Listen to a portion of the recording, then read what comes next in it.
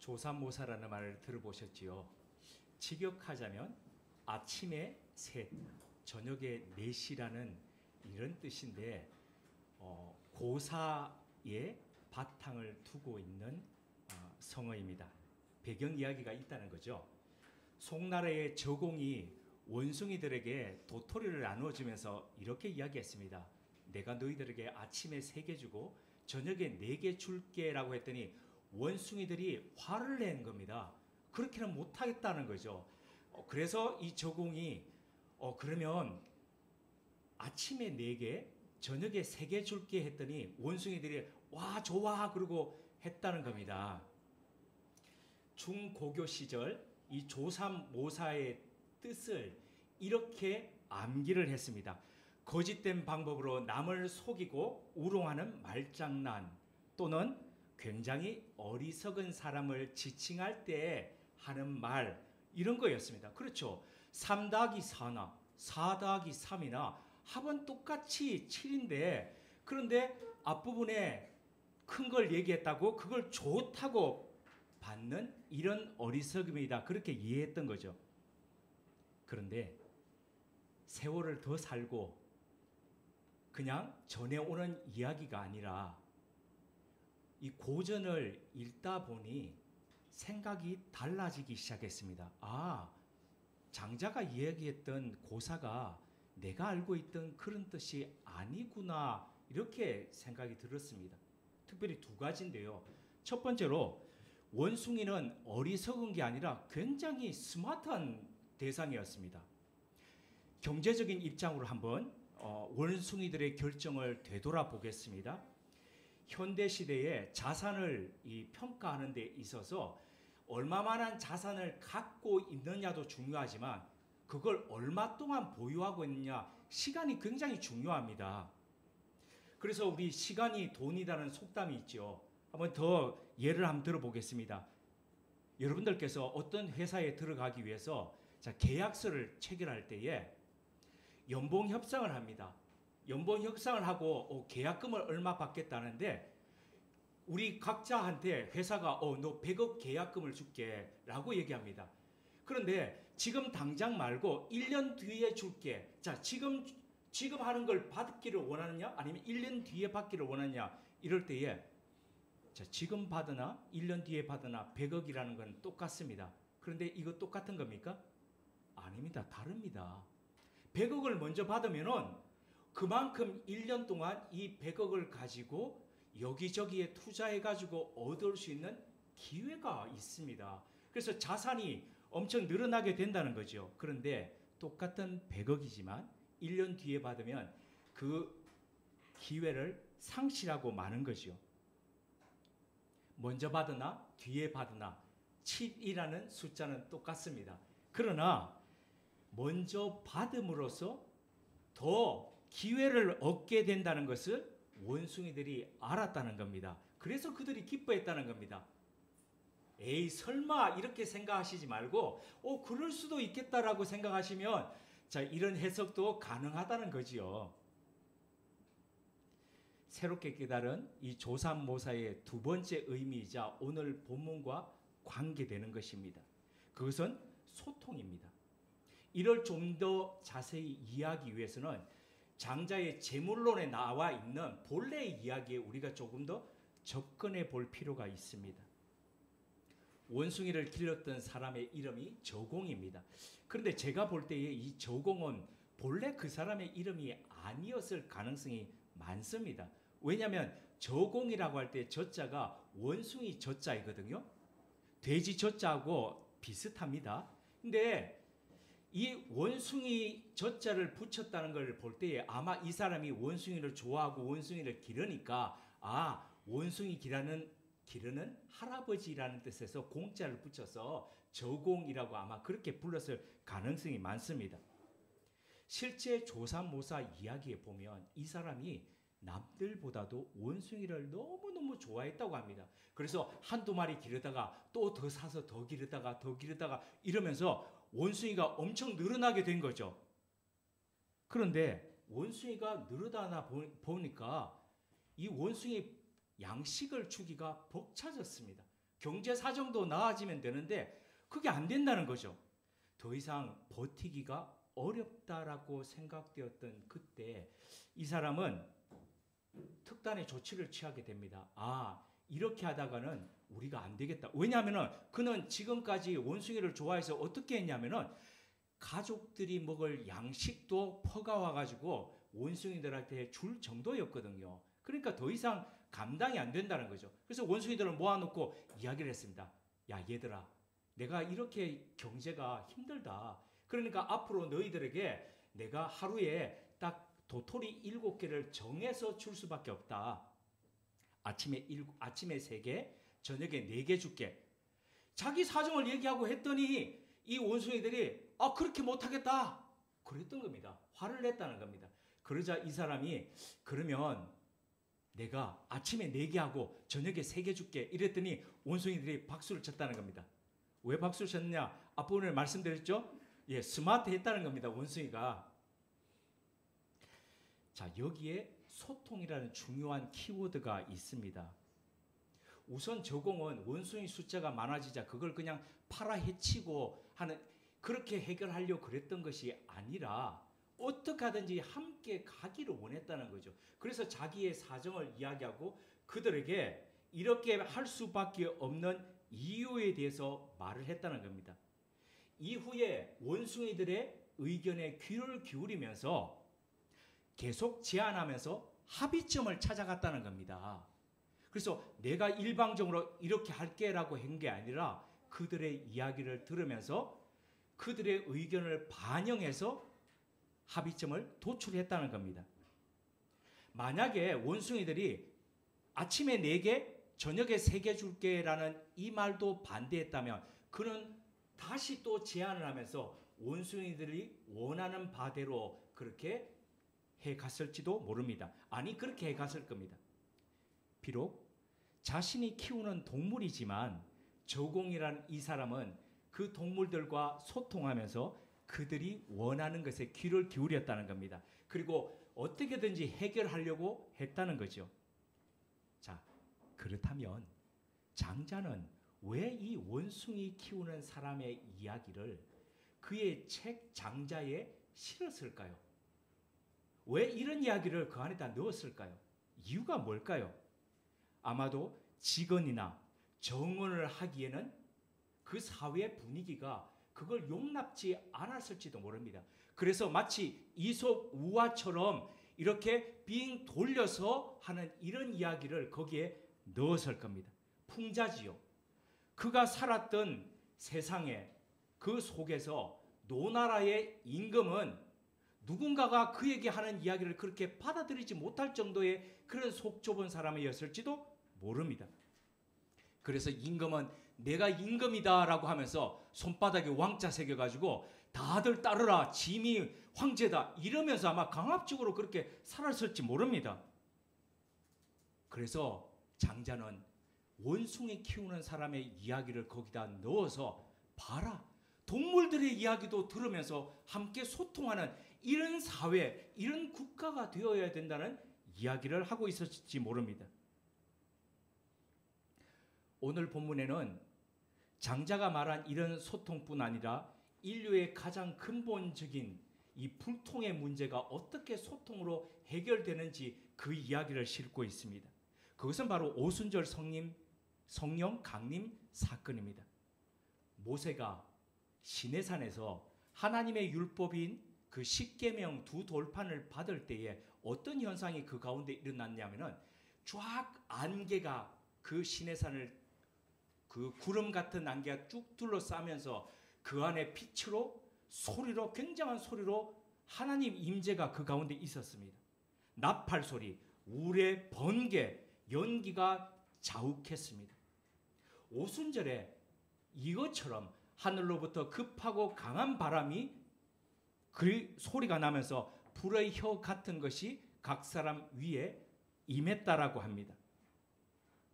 시내산에서 이스라엘 백성들이 하나님의 율법을 받듯이 오순절날 이 사람들은 바로 성령님을 받았습니다.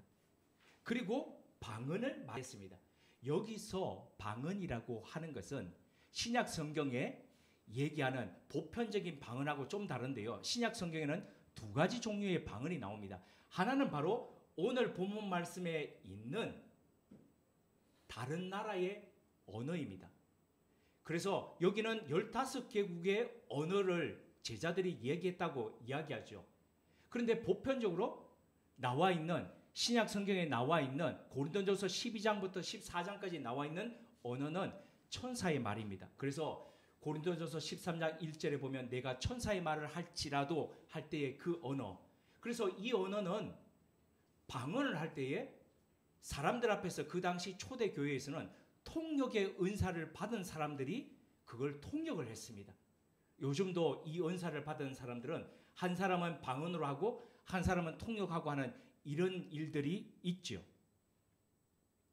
자, 오순절 이 사건을 좀 더 세밀하게 보겠습니다. 2000년 전 오순절 마가의 다락방에는 예수께서 약속하셨던 보혜사 성령께서 임하셨습니다. 이때 세 가지의 현상이 일어났습니다. 첫째는 청각적 현상이었고, 둘째는 시각적 증거였고, 그리고 셋째는 언어적 혁명이 일어났습니다. 하나씩 한번 살펴보겠습니다. 첫째, 청각적 현상이죠. 사도행전 2장 2절은 호련히 하늘로부터 급하고 강한 바람 같은 소리가 있어라고 표현했습니다. 왜 성령께서 임하실 때 이런 현상이 일어났을까요? 그냥 조용히 사람들 속에 들어오시면 되지. 왜 일어났을까요? 왜 하나님은 이런 청각적 현상과 더불어서 성령님을 임하시게 하셨을까요? 그건 제가 조금 전에 시내산 사건에서 말씀드렸듯이 하나님의 권능적인 임함을 지금 선포하는 거죠. 이렇게 임한다는 거죠. 그런데 왜 굳이 바람 같은 소리로 임하시느냐? 이걸 볼 필요가 있습니다. 왜 그럴까요? 바람 자체가 성령님이고 하나님은 아니지만 굉장히 성령님이 가지고 있는 속성과 닮아 있습니다. 그래서 예수님께서 이렇게 말씀하신 적이 있죠. 바람이 와서 어디로 가는지 알지 못하듯이 성령의 사람도 그러하다. 그런데 바람이 어디서 불어 어디로 가는지 모르지만 우리는 압니다. 어떻게 압니까? 바람에 흔들리는 가지를 보면서, 바람에 떠내려가는 구름을 보면서 우리는 그 바람의 세기와 바람의 방향을 가늠할 수 있다는 겁니다. 성령의 사람도 그렇다는 겁니다. 이 안에서 성령께서 어떻게 역사하시는지 그 사람의 행위를 보고 알 수 있다는 거죠. 그래서 이 바람이 가진 속성과 성령의 사람의 이 속성이 닮아 있다는 겁니다. 성령님 또한 눈으로 보이지 않지만 성령님을 받아 생활하는 그리스도인의 삶의 열매를 통해서 그 역사와 능력이 증거된다는 거죠. 두 번째, 시각적 증거입니다. 두 번째 시각적 이 현상은 불의 혀같이 갈라지는 것으로 임했습니다. 각 사람 위에 임했습니다. 이것은 성령께서 그냥 뭉텅이로 여기서 이렇게 뿌리듯이 그냥 그런 게 아니라 치밀하게 한 사람 한 사람한테 면밀하게 인격적으로 다가가셨다는 것을 이야기하는 것이죠. 그죠? 그런데 굳이 왜 불의 혀같이 갈라지는 겁니까? 불의 혀를 한번 구분해 보면 불의 속성은 태우는 속성이죠. 불 사르는 겁니다. 이 안에서부터 사르는 겁니다. 그런데 왜 혀일까요? 이거는 불꽃이 이글이글거리면서 막 이렇게 갈라지는 것 같은 형상도 있지만은 그것을 시각적으로 표현한 것일 수도 있지만 그럼에도 불구하고 우리가 혀라고 하는 바로 이 부분에 주목할 필요가 있습니다. 왜냐하면 그 뒤에 불의 혀 같은 것이 각 사람 위에 임하고 난 뒤에 그 사람들 위에 나타난 현상 때문인 겁니다. 현상은 드러나는 거죠. 가시적인 것, 시각적인 거지 않습니까? 그런데 이것은 바로 내면 안에 있는 것이 어떤 것인지를 보여주는 주요한 것이죠. 그래서 근원적이고 내면적인 것이 어떻게 현상적인 것으로 드러났는지를 볼 필요가 있는데 불의 혀 같은 것이 바로 그런 것을 유발시켰다는 겁니다. 그래서 세 번째, 언어적인 혁명인데 각 사람 위에 임했던 이 성령께서 언어적 혁명을 일으켰습니다. 앞서 제가 고린도전서 12장과 14장에 나오는 방언과 여기에 나오는 방언이 다르다고 말씀드렸죠.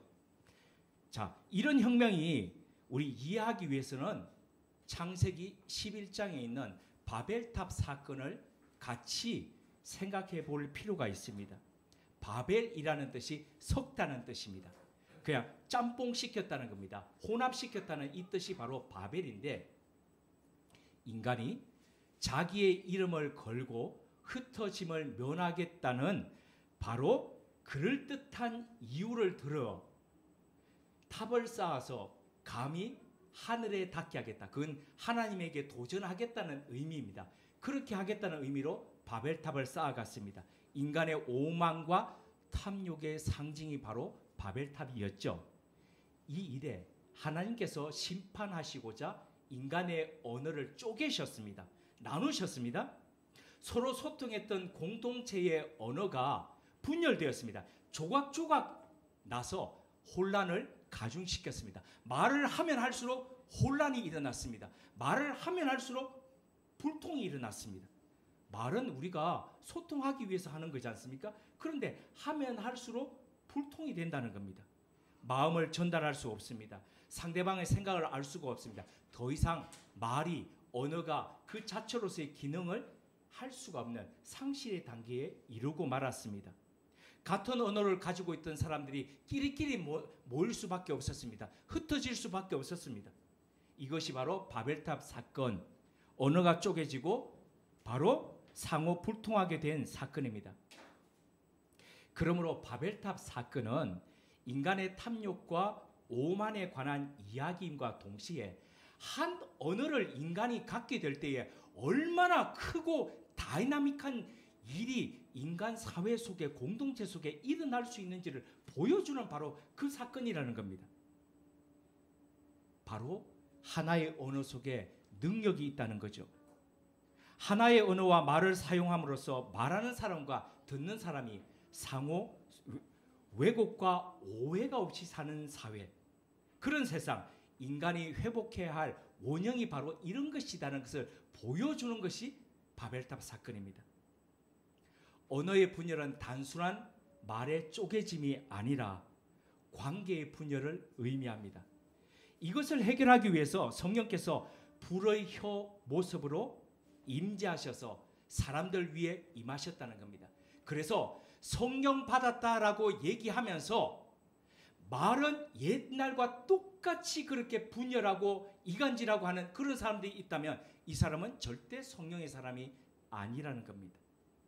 막힌 담을 허시고 상호 소통하게 하시는 성령님의 능력 안에서 그렇게 살아가는 겁니다. 하나님의 마음을 느끼면서 서로의 소리에 귀 기울이면서 하나님의 나라의 복음을 보다 능력 있게 전하는 것, 바로 이것이 오순절의 불의 혀 모양으로 성령께서 임하신 이유라는 거죠. 사도행전 2장 8절 말씀을 한번 보십시오. 소통하게 된 사람들의 놀라운 반응이 여기에 적혀 있습니다. 우리가 각 사람의 난 곳 방언으로 듣게 되는 것이 어찌 됨이냐. 이거는 그냥 성경을 읽으면서 제가 느꼈던 웃자고 하는 소리입니다. 절대 진리 아닙니다. 여기 놀라운 반응을 했지 않습니까? 어떻게 우리가 여기서 한 15개 국에서 왔는데 저들이 우리의 언어로 이렇게 얘기하지? 그런데 그 앞에 말을 보면 이런 말을 하고 있습니다. 저들이 갈릴리 사람인데, 아니 세계 각국에서 온 사람들이 저들이 갈릴리 사람이라는 걸 어떻게 알았을까요?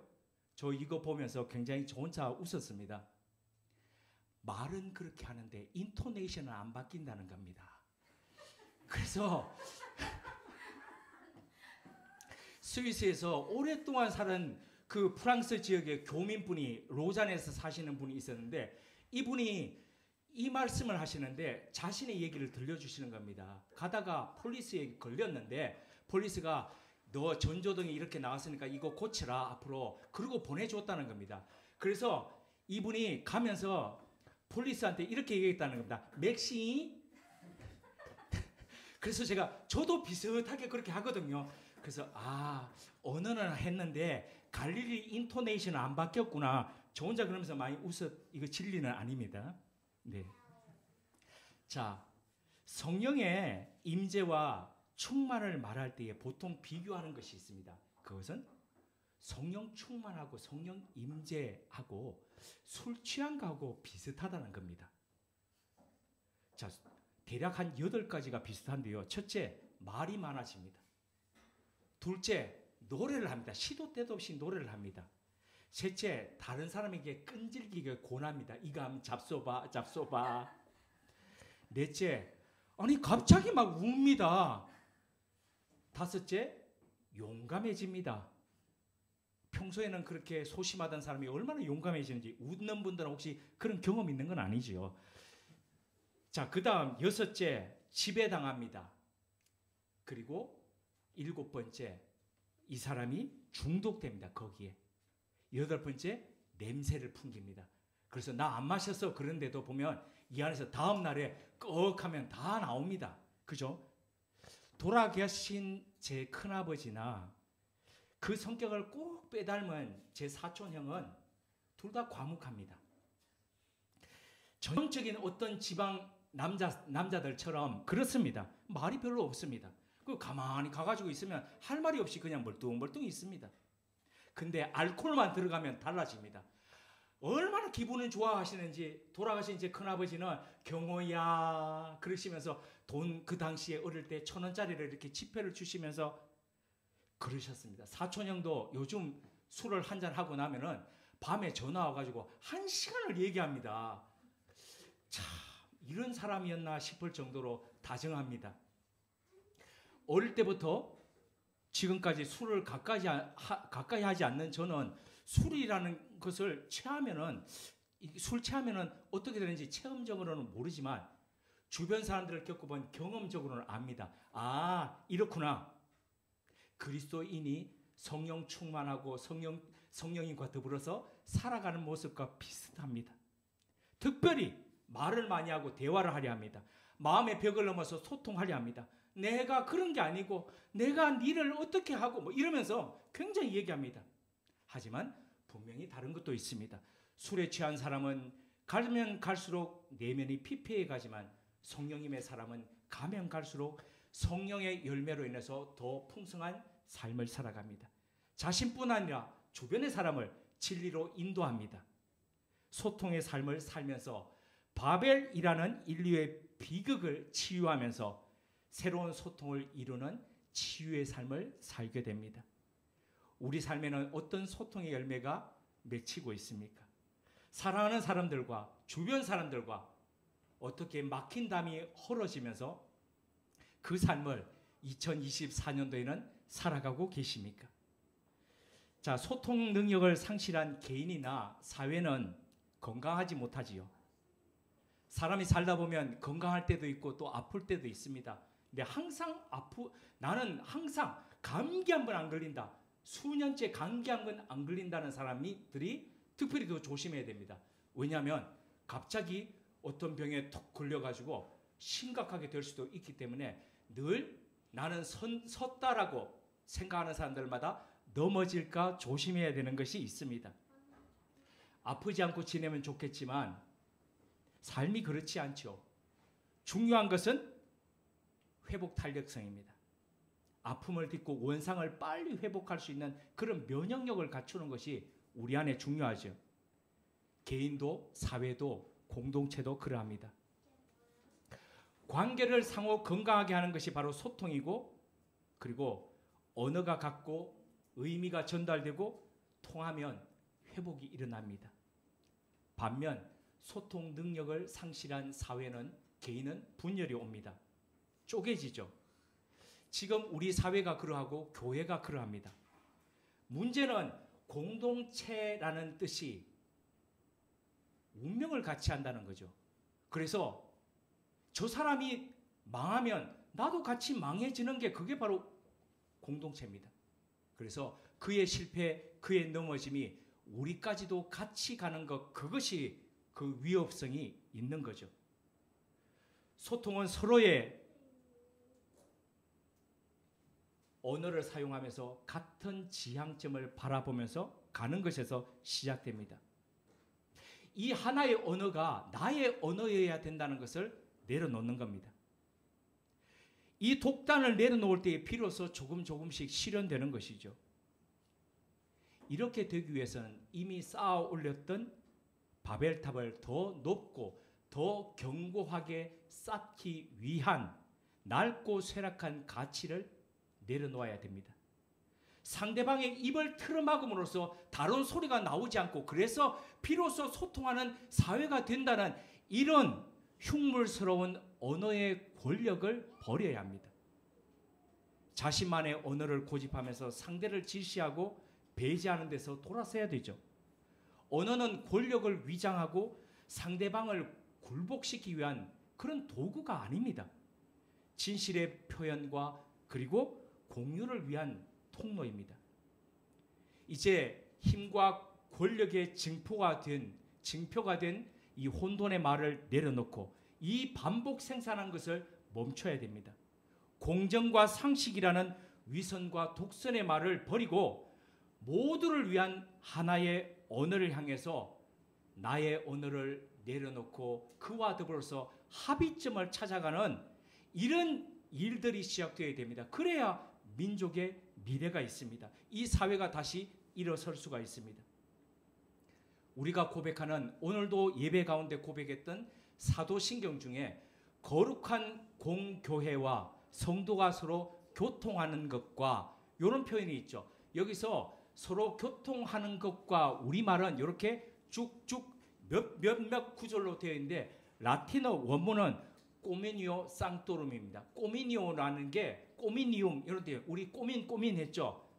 예, 지역 모임 이런 뜻으로 나중에 표현되기도 했는데, 쌍토룸 바로 성도들, 거룩한 이들의 교제, 그리고 이 거룩한 이들의 함께함, 뭐 이런 뜻인데요. 근데 저는 이 사귐이나 함께함이나 교제라는 뜻보다도 교통이라는 뜻 가운데 더 깊은 의미가 담겨 있다라고 봅니다. 교통은 교제하고 서로 통하게 하는 겁니다. 그래서 막힌 담을 헐고 서로에게 다가가는 겁니다. 상대를 향해서 마음의 문을 여는 겁니다. 나를 개방하는 것이고, 오픈홈, 내 집을 개방해서 서로가 교통되는, 그래서 다른 교회에서는 구역 모임, 목장 모임 하듯이 그렇게 서로를 향해서 나를 오픈하는 것입니다. 교회는 바로 이렇게 서로 교통하는 곳, 그리스도인은 교통하는 사람들이 바로 그리스도인입니다. 서로 교통하면서 하늘과 땅에 다리를 놓는 사람들, 바로 브릿지 빌드가 이 그리스도인이라는 겁니다. 막힌 담을 헐고 통하게 하는 존재, 이 힘을 누가 줍니까? 우리 속에서 나옵니까? 그렇지 않다는 겁니다. 술의 힘에 기대어 가지고 사람들이 말을 많이 하고 용감하게 되듯이, 그리스도인들은 비록 조롱하는 말로 했지만 저들은 새술에 취한 사람들이다. 그냥 술이 아니고 새술. 어떤 겁니까? 바로 홀리 스피릿, 성령님에 취해서 그분이 주시는 힘으로, 그분이 주시는 능력으로 그렇게 살아가는 사람들. 그래서 그분 안에서 분열과 갈등과 적대감을 넘어서 교통케 하는 역사를 만들어가는 사람, 이 성령님과 더불어서 교통하며 하나님의 마음을 알고 그 하나님의 마음으로 우리의 가족과 우리의 이웃과 우리의 직장 사람들과 함께 같이 교통하는 그런 사순절 되시길 주님의 이름으로 권면드립니다. 함께 기도하시겠습니다.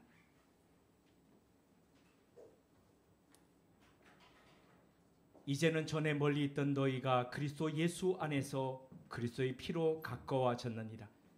그는 우리의 화평이신지라. 둘로 하나를 만드사 원수된 것 곧 중간에 막힌 담을 자기 육체로 허시고 법조문으로 된 계명의 율법을 폐하셨으니, 이는 이 둘로 자기 안에서 한 새 사람을 지어 화평하게 하시고, 또 십자가로 이 둘을 한 몸으로 하나님과 화목되게 하려 하심이라. 원수된 것을 십자가로 소멸하시고 또 오셔서 먼 데 있는 너희에게 평안을 전하시고 가까운 데 있는 자들에게 평안을 전하셨으니, 이는 그로 말미암아 우리 둘이 한 성령 안에서 아버지께 나아감을 얻게 하려 하심이라. 하나님, 예수 그리스도로 말미암아 우리와 화목하고 교통케 해 주심을 감사드립니다.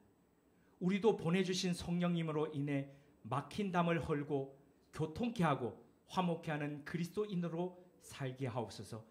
내 언어와 내 방식으로 상대방을 억압할 것이 아니라 상대방을 향해 문을 열고 듣게 하옵소서.